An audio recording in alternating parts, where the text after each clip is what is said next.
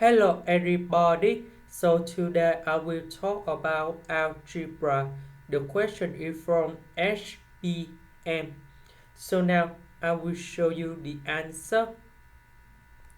We need to find the graph of x squared minus 2.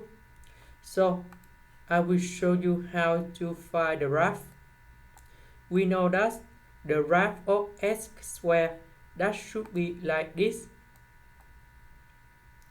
because we have the positive number that's about number 1 next to x to the power of 2, so the graph they will go up.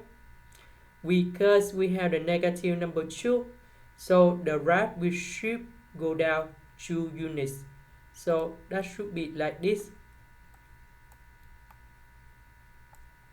And the answer for the question should be about A. Now let's go all the question in here. We see this is wrong, they should go to the this way is wrong, this is go to the left. If we want to go to the left in here, they should be about x plus 2 square in here. This one is wrong, that should be negative x square, negative number 2. This one should be about negative x plus 2.